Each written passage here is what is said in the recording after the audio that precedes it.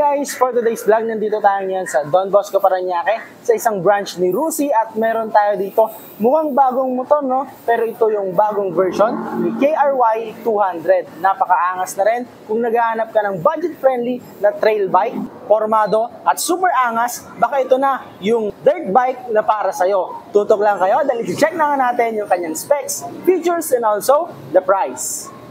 Ito na nga yung KRY 200 natin guys, napakaangas, pormadong-pormado. Available colors natin dito sa motor na to, meron tayong dalawa at nakatutong siya. Itong isa combination ng black at saka red, which is yung i-vlog natin ngayon, na kung titignan mo sa unang glance, mukha siyang CRF. At itong isa naman na available color natin ay mukhang KTM build kasi kulay orange, napakaganda ng pagkaka-orange niya. Medyo mapusyaw nga lang sa ating video, no? Pero pag makikita mo siya in actual, orange na orange siya. Yung previous model natin dito sa red ay red rin yung frame. Ngayon mapapansin nyo, kulay itim na yung kanyang frame. Pero dito sa orange, orange pa rin siya.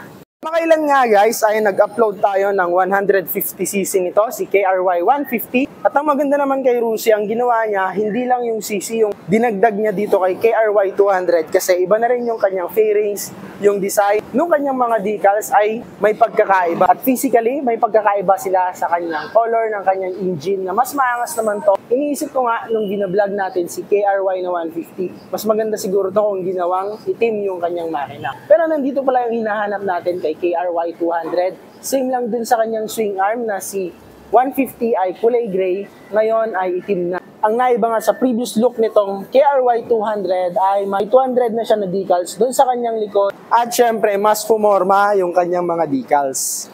Unahin muna natin guys, dito sa kanyang harapan, meron tong 2.75 na tube type pa rin. Brand ay Chaoyang at meron tong rim na kulay itim na napakaangas nung pagkakadesign sa kanya kasi meron pa rin siyang decals hanggang sa kanyang rim. Bumagay talaga dun sa kanyang itsura. At kung titignan mo siya dito sa malayo, hindi halata yung decals na Rusi. Kasi ang napansin ko dito, pag tinitignan ko ang motor na to ay yung kanyang overall na design. Very pointed and very aggressive. Yun naman yung hinahanap natin pag nagmomotor tayo. Karamihan sa atin, gusto natin, pag tinitignan yung motor natin ay maangas. First impression, kumbaga, ay maporma. Yun naman yung maibibigay sa atin ng KRY 200. Balik tayo dito. Meron tayo dito ang plastic na mudguard dito sa kanya port. Napakaganda nung design niya. Very rugged kasi naangkop yung nilagay na decals dito ni Rusi. Namukha talaga siyang galing sa mud trail. Braking power naman natin dito sa kanyang harapan. Makapal tong kanyang disc brake, 3.5mm. At meron tayo ditong dual path caliper. Siyempre, digital na rin yung kanyang speed meter sensor. Para naman sa akin, sa kanyang presyo, isa sa sulit na nakalagay upside down front suspension or inverted telescopic port. Ano naman ang meron dito sa inverted telescopic port? Yung pressure kasi nasa ilalim, mas lessen yung mararamdaman mong tagtag dito sa kanyang handlebar kasi dito na sa baba nagpi-play, hindi na siya dito.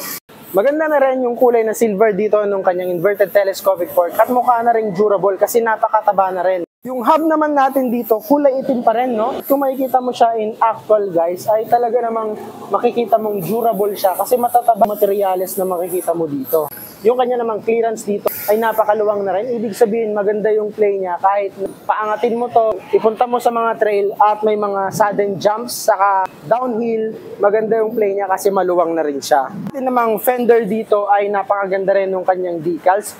Rugged na rugged at yung ginamit na plastic dito sa motor na to, sa buong katawan niya ay yung Makuna. Puntaan na natin itong kanyang headlight. Ang ilaw niya dito ay halogen type pa, pero yung kanyang mga turning lights at saka yung kanyang tail light ay LED na. Ang decals natin dito napakaangas din, no? Makikita mo nakalagay yung kanyang CC 200 na din. Combination ng kulay gray at saka kulay red. Siyempre, Euro 3 compliance na din itong motor na to. Ibig sabihin, mas eco-friendly. Isa pa sa nagpaangas dito sa motor na to ay itong kanyang pasadya na butas dito para sa kanyang front brake. Kung dito ka naman titingin, talaga namang sobrang angas ng motor na to. Wala kang itulak kabigin. Ayan, no? Ayan. Dito naman tayo sa kanyang handlebar. Itong handlebar niya ay napakaluwang na din. Ang handlebar na maluwang ay nakakatulong sa stability and control ng motor, lalo na pag nagtitrail ka or nasa mga off-road ka. At yung buttons natin dito, headlight option, hindi pa to aho. Meron din siyang dimmer. Ayan. At nandito rin yung kanyang turning lights button, busina. Dito naman sa kabila, meron pa rin siyang electric starter at syempre hindi pa rin nawawala yung kanyang kickstart. Nandito rin yung kanyang kill switch. Kanyang meter panel, digital na rin. Meron din tayo ditong Rusi na decals na nakalagay. Pansin nyo na rin na wala dito yung kanyang susian dahil nandito na sa kanyang leeg. Ayan. Ang isa sa nagustuhan ko dito ay napakalalaki. Ayan, pang high performance talaga. Same rin dito sa kanyang body frame. Ayan o, napakalapad. Kung gusto mo talaga ng beginner's bike ay pwede sa'yo to. Pwedeng pang trail at saka naangkop kung nasa mga liblib o rural areas ka. Pwede rin maging service to sa urban kasi legal street bike naman siya. Ang frame natin dito ay double cradle na rin. Ang benefits ng pagkakaroon ng double cradle na body frame ay mas stable or makukontrol mo yung motor mo. Dito naman tayo sa kanyang gas tank. Since ito ay legal street bike, yung gas cap na nilagay dito ni Rusi ay meron ng susian. Typical kasi na gas tank ng mga enduro natin ay wala ng susian. Para kung magagas ka, mabilis mo na lang na babaklasin yung cap niya. Pero dito, since street legal siya, ipapark mo siya sa madaming tao, hindi mo may iwasan na may loko-loko talaga. Baka maglagay pa ng tubig o kung ano man na papasok doon sa karburador mo, masisira yung motor mo. Kaya okay naman tong meron siyang cap na may susian. Kung bababa ka naman dito, makikita natin yung Rusi na decals dito. Pero gaya nga ng sinabi ko kanina, kung titignan mo siya, yung overall look yung makikita mo, hindi yung decals na Rusi. Para sa akin lang. At pagkakaiba naman ni 150 kay 200, mas malaki na yung gas tank capacity nito na 10 liters. Tsaka itong kanyang fairings dito, meron ng extended na plastic dito, unlike dun sa 150 na wala. Tapos may letter R siya dito. Meron siyang kamukhang branded na motor na ganito yung kanyang gas tank. Di ko lang ma-pinpoint sa ngayon. Isa pa sa nagustuhan ko rito ay meron na rin siyang gas fuse. Ang gamit naman nito ay sa kanyang reserve. Kung wala tayong fuel gauge ay gamit na gamit to dahil nagsisilbi itong warning kung kailangan na nating maggas. Halimbawa na lang, pag nakaganito ay naka-off yan. Pag nakaganyan yung itsura niya ay madami pang gasolina. From the time na ma-reach ng motor na to yung 1 litro, pupugak yung motor natin, yun na yung warning para mag-gas tayo ulit. Ang gagawin lang natin ay babaliktarin mo yung ikot. Ayan. So, ganyan na yung itsura. Meron ka pang tirang 1 liter dito para makapunta ka sa pinakamalapit na gasoline station. Ba tayo dito sa kanyang makina, ito yung naangasan din ako kasi kulay itim na siya. Hindi same design engine yung kanyang mga crankcase dito kay 150cc. Isa sa napansin natin, syempre meron din to kay 150cc, yung cloth wrap. Yan, removable din yan para hindi visible yung ating inverted telescopic port, para hindi magasgas, magkaroon ng leak. Pag-usapan naman natin itong kanyang makina. Ito ay naka-push rod din dito, naka-timing chain. Siyempre ito ay 4-stroke single overhead cam, 2 valve lang to. Pero ito yung mga nakakabit kay Macho, yung pinang sa sidecar. Ayan. So ibig sabihin talagang malakas na rin tong kanyang makina. Plus yung cc niya is 200. Maximum power nito is 9.5 kW at 5,000 RPM. Meron na rin siyang max torque of 40 Nm at 6,000 RPM. So malakas na rin tong motor na to. Dahil kung yung 150cc nagre-range yung kanyang takbo, if sa high speed lang yung pag-uusapan natin ay kayang mag-range ng 120 to 125, no? Pero dito, naka 200cc ka na. Ewan ko lang kung hindi ka pa masatisfied. Ibig sabihin, mas more capable sa high speed itong motor na to, pero it is built for trail, kaya sa torque naman ay okay na okay pa rin itong motor na to.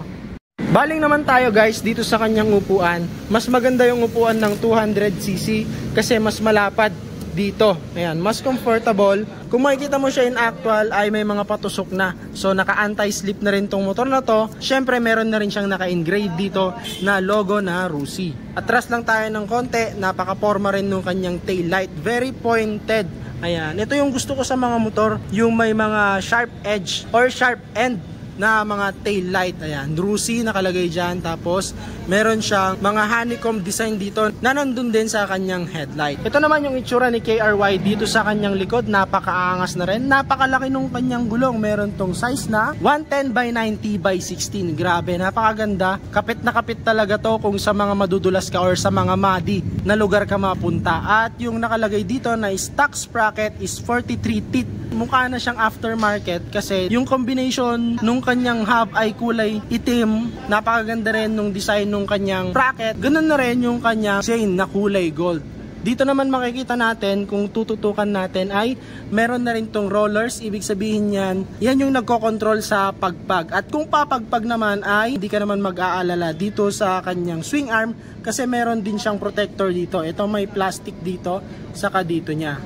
May aangkas naman sa'yo, okay lang din naman kasi may footrest na rin siya dyan. Ayan. Medyo comfortable na rin siya. Side naman natin, ito, mukha siyang titanium look, no? Kaalagaan mo lang, kasi kakalawangin talaga to kung papabayaan mo lang siya. System niya sa kanyang likod, naka single disc lang to, single pot caliper. Nagandahan ako dito sa kanyang swing arm na kulay itim. Kung type nyo itong motor na to, ay gawin nyo na lang po akong reference, 5'6" po ang ating height. Abot na abot pa rin naman natin, naka-tiptoe lang tayo, pero kayang-kaya, no? Lalo na sa mga experienced riders, basta abot mo ng isang paa, kayang-kaya mo na tong motor na to. Ayan, napakagandang sakyan, napaka-forma, napaka-rugged ng itsura, gaya ko, no? Pawis-pawis na tayo. Ang cash SRP pala nito, for only 85,000 pesos, may ganito ka ng kapormang motor, inverted telescopic port, tapos tignan mo naman yung kanyang formahan. Kung installment naman, pwedeng-pwede rin. Magda-down ka lang ng 7,000 pesos dito sa motor na to. Of course, that is minimum down payment, 7,000. At yung kanyang monthly for 3 years ay 3,475. May rebate ka pa na 300 kung maaga kang magbabayad. Check naman natin yung kanyang suspension. Ayan, medyo nagpi-play din siya, pero mas nagpi-play yung kanyang likod. Itatanong ko na rin sa ating keyboard warriors kung kumusta naman sa inyo si KRY 200. Pasado ba sa inyo? Sa mga gusto pong mag-inquire dito sa motor na to, available naman po siya nationwide. Pero sa mga near Parañaque, ilalagay ko na lang po dyan yung kanilang FB page at saka yung kanilang contact number. At sana po nag-enjoy kayo dun po sa mga napadaan dyan. Sana po makapag-subscribe kayo sa ating YouTube channel. Follow nyo na rin po ako sa ating Facebook at sa ating TikTok. Na yung description ilalagay po dyan sa inyong baba. At hanggang dito na lang guys. Thank you for watching. Ride safe!